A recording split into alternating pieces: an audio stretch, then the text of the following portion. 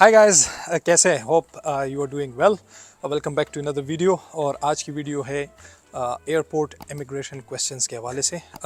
मेरे एक सब्सक्राइबर की स्पेशल रिक्वेस्ट आई थी कि आप इस पे वीडियो बनाएं, तो अभी मैं वीडियो बनाने के लिए निकला हूँ।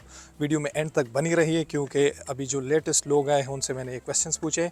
ये बहुत स्टूडेंट्स और डिपेंडेंट्स के लिए है। ये वीडियो बहुत ही इंपॉर्टेंट और नॉलेजेबल होने वाली है और मैं अपना एक्सपीरियंस भी शेयर करूंगा क्योंकि मेरा एक्सपीरियंस बहुत ही ख़राब रहा था। इस पर मैंने भी एक वीडियो भी बनाई है, लेकिन उसमें जो अहम क्वेश्चंस है जो आपसे पूछे जा सकते हैं वो भी मैं एक्सप्लेन करूंगा ताकि आप वेल प्रिपेयर्ड रहे और कॉन्फिडेंट रहे और उसके साथ आपको किसी भी किस्म की मुश्किलात का सामना ना हो। तो चलिए विदाउट डिले स्टार्ट करते हैं।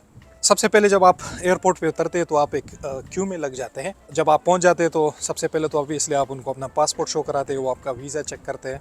उसके बाद आपका नेम, आपका फैमिली नेम या सर नेम पूछते हैं और डेट ऑफ बर्थ, ताकि चेक कर सके कि आपका पासपोर्ट ठीक है। उसके बाद आपसे पूछते हैं कौन सी वीज़े पे हो। ऑब्वियसली आप कहेंगे टायर 4 वीज़ा है। फिर इसके बाद आपके पास जो डॉक्यूमेंट्स होने चाहिए, तो साथ में ये पासपोर्ट, कैश लेटर हो गया, टीबी सर्टिफिकेट और आपका आइल्स हो गया, ये चीज़ें आपके साथ होना ज़रूरी है। आप बैंक स्टेटमेंट भी साथ रख सकते हैं, लेकिन उनको प्रोवाइड करना ज़रूरी नहीं है, वो आपसे बैंक स्टेटमेंट का नहीं पूछते। तो वो आपका केस लेटर देखते हैं। इसके बाद आपसे पूछती है आपका कोर्स कौन सा है, आपकी यूनिवर्सिटी कौन सी है। तो कोर्स के बारे में थोड़ी बहुत इन्फॉर्मेशन आपको ऑब्वियसली होनी चाहिए।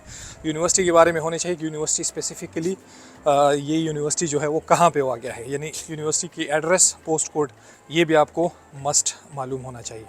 Starting and end date of course आपसे पूछ सकते हैं, तो वो भी आपको याद रखना चाहिए। यहाँ पे मैं आप लोगों से एक इम्पॉर्टेंट बात शेयर करना चाहता हूँ।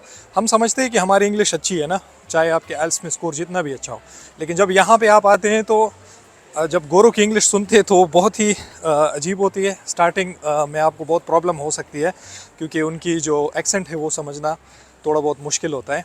तो आप क्या कर सकते हैं, अगर आपको उनकी क्वेश्चन समझ नहीं आया तो आप अपने आप को ट्रबल में ना करें, क्योंकि उसके बाद आपसे वो फर्दर क्वेश्चंस पूछते हैं। अगर उनकी क्वेश्चंस आपको समझ में नहीं आती तो आप सिंपली उनसे कहेंगे पार्डन या could you repeat your question please. तो वो समझ जाते हैं, तो फिर वो स्लोली आपको वो बताते हैं। एक और इम्पोर्टेंट क्वेश्चन होता है where are you gonna be staying, आप कहाँ रहेंगे। तो जहाँ पे भी हो आप प्रॉपर उस जगह का एड्रेस बताएं। सपोज़ आपको किसी दोस्त के यहाँ ठहरना है तो कह दे कि उधर मेरा एक फ्रेंड रहता है, उसी के फ्लैट में मैं जा रहा हूँ। फ्रेंड का नाम मस्ट याद रखना चाहिए, उनका कॉन्टैक्ट नंबर आपके पास होना चाहिए। तो फ्रेंड के बारे में फिर वो पूछ सकता है कि अच्छा वो कितने टाइम से रहा है, वो कौन सी वीज़े पे है। तो ये सारी चीज़ें आपको पता होनी चाहिए। इसके साथ साथ पोस्ट कोड, उसके घर का पोस्ट कोड, ये भी आपको मस्ट आना चाहिए। अगर आप हॉस्टल में रह रहे हैं तो ऑब्वियसली हॉस्टल, वो आपसे अच्छा इनका अगर आपका कॉन्ट्रैक्ट हुआ है तो आपसे वो कॉन्ट्रैक्ट मांग सकता है। तो अगर आपके फ़ोन में है आप एक प्रिंट आउट निकालें, अगर नहीं है तो आप फ़ोन में भी दिखा सकते हैं कि ये मेरा कॉन्ट्रैक्ट है। अगर आपने कॉन्ट्रैक्ट उधर ही से किया है, कोई हॉस्टल वगैरह लिया है, कोई रूम लिया है, रूम रेंट का, तो ये चीज़ें वो लाजमी पूछते हैं कि आपने कहाँ पे ठहरना होगा जब आप स्टडी करेंगे। एक हल्की स्माइल के साथ, कॉन्फिडेंस के साथ जवाब दें।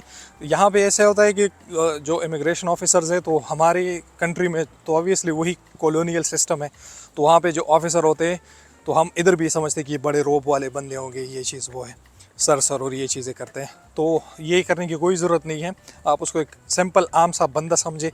यहाँ पे जो भी होता है, चाहे वो पुलिस ऑफिसर हो, चाहे वो जितना भी बड़ा ऑफिसर, इवन प्राइम मिनिस्टर भी हो, यहाँ पे हर कोई इक्वल होता है। जब आप आते तो आपको खुद रियलाइज़ होता है आप यहाँ पे कभी भी यूके के प्राइम मिनिस्टर से ख़ुद को कम नहीं समझेंगे, क्योंकि जो राइट्स उनको हासिल है वही राइट्स फिर आपको भी हासिल होंगे।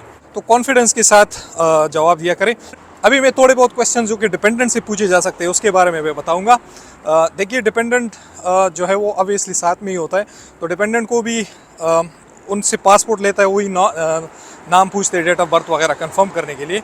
अच्छा, फिर वो उनसे पूछ सकते हैं, उनको ये मस्त पूछते हैं कि आपके स्पाउस की यूनिवर्सिटी कौन सी है और उनका जो कोर्स है वो कौन सा है, कब ख़त्म हो रहा है और कब स्टार्ट हुआ है। ठीक है, ये क्वेश्चंस उससे ज़्यादा नहीं पूछते, बाकी क्वेश्चंस उनको ज़्यादा नहीं छेड़ते, वो सिंपल से यही क्वेश्चंस पूछते। तो वो इनको पता होना चाहिए। सबसे इम्पोर्टेंट आपकी मैरिज कब हुई थी, तो डेट ऑफ योर मैरिज और मैरिज को कितना टाइम हुआ है, ये भी बहुत इम्पोर्टेंट है।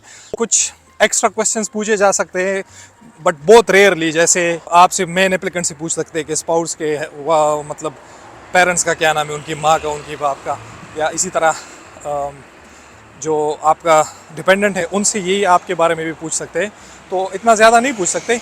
हाँ, दूसरा पूछते हैं कि आप जब यहाँ पे आए हैं तो कितनी फ़ीस भरी है, कितनी भरनी है और वो कैसे भरेंगे। तो वो वही सेम क्वेश्चन जो आपसे इंटरव्यू में होते, वही क्वेश्चंस यहाँ पे भी कर सकते हैं। तो आप उनको फिर सिंपली बताएं कि हमारे पास फ़ंड पड़े हुए हैं बैंक में और हम उसी को यूज़ करेंगे।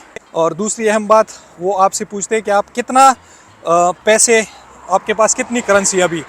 तो मेरे पास उस वक्त एक्स्ट्रा पाकिस्तानी की करेंसी भी थी 30,000 रुपये। तो वो जब 30,000 उन्होंने सुना तो ऑब्वियसली उनको इतना पता नहीं होता, तो वो पाउंड जो है वो आप मैक्सिमम 10,000 पाउंड ला सकते हैं अपने साथ कैश में। तो वो समझा कि बहुत ज़्यादा हो गए, लेकिन जब उन्होंने गूगल में चेक कराया, वो जो करेंसी एक्सचेंज का वो गूगल या जो भी उनका अपना हो, तो उसमें जब उनको पता लगा कितने आ रहे थे, बहुत ही कम 130-132 पाउंड इस तरह से आ रहे थे उस टाइम पे। अभी तो और भी कम आते हैं। तो उस पर भी वो बहुत कंफ्यूज हो गए थे। उन्होंने कॉल मिलाई, किसी कुलीग से भी पूछा कि 30,000 पाकिस्तानी करेंसी जो है वो कितनी होती है। तो अगर आप डॉलर या अपनी मुल्क की करेंसी भी साथ लाए हैं तो मेक श्योर कि उसका कन्वर्जन रेट आप जानते हो। जो आपके बैंक में पैसे पड़े हैं, ये भी बहुत इंपॉर्टेंट है। मेक श्योर कि आपको उसकी पाउंड्स की वैल्यू आपको पता हो, क्योंकि मुझे ये मसला भी आया था कि मेरे बैंक में 55 लाख रुपए थे, 5.5 मिलियन, लेकिन मुझे पता नहीं था कि इससे, उस टाइम पे मैं भूल गया इससे कितने पाउंड बनते हैं। तो इसमें भी मुझे बहुत ट्रबल हुआ था। तो आप पाउंड्स की वैल्यू भी इसमें याद रखें। नॉर्मली यही क्वेश्चन पूछे जाते हैं, क्यू लगा हुआ होता है और उनके भी इतने राइट्स नहीं होते कि वो आपसे ज़्यादा क्वेश्चन पूछे या इस तरह से। कुछ लोग कहते हैं कि फ़ंड्स निकालने चाहिए या नहीं, तो भाई बहुत सारे लोग पहले से ही फ़ंड निकाल लेते और मैंने ऐसा कोई केस नहीं सुना कि उसका मसला आ रहा हो। वो चेक करते हैं उनको एक्सेस होती या नहीं। I really doubt about that कि उनको एक्सेस होगी, लेकिन फिर भी ऑन द सेफर साइड चाहिए कि फ़ंड्स ना ही निकाले तो अच्छा है। मैं तो ये रिकमेंड करूँगा ताकि आप कॉन्फिडेंट रहें। अदरवाइज़ लोग निकाल लेते हैं, किसी को कोई प्रॉब्लम नहीं आई, बट मैं रिकमेंड नहीं करता। मैं कहता हूँ कि आपके फ़ंड्स बैंक में होने चाहिए तो अच्छा है। ये हो गए इंटरव्यू क्वेश्चंस। अगर आपके मन में कोई क्वेश्चन हो तो आप कमेंट में पूछ सकते हैं। इंस्टाग्राम पे यहाँ पे मेरी आईडी आ रही होगी, आप मुझे फॉलो करके मैसेज कर सकते हैं जो भी क्वेश्चन हो, स्पेशली ये इमिग्रेशन क्वेश्चंस के हवाले से। तो वो मैं आपसे शेयर कर सकता हूँ, क्योंकि इमिग्रेशन क्वेश्चंस जो है वो मुझसे बहुत ही ज़्यादा पूछे गए। तो आई डोंट थिंक सो कि कोई ऐसे क्वेश्चन रहा होगा उस टाइम पे जो मुझसे ना पूछा हो। तो I am the person that can well explain. तो आई होप ये वीडियो आपको इन्फॉर्मेटिव लगी हो, अच्छी लगी तो प्लीज़ सब्सक्राइब करें। सब्सक्राइबर्स मेरे बहुत कम है, इंशाल्लाह मैं अभी फिर से रेगुलर होऊंगा और आपको रेगुलर क्वालिटी कंटेंट प्रोवाइड करूंगा। चैनल को सब्सक्राइब करें, फॉलो भी कर लें इंस्टाग्राम पे। I will see in the next video. Take very good care of yourself. अल्लाह हाफ़िज़।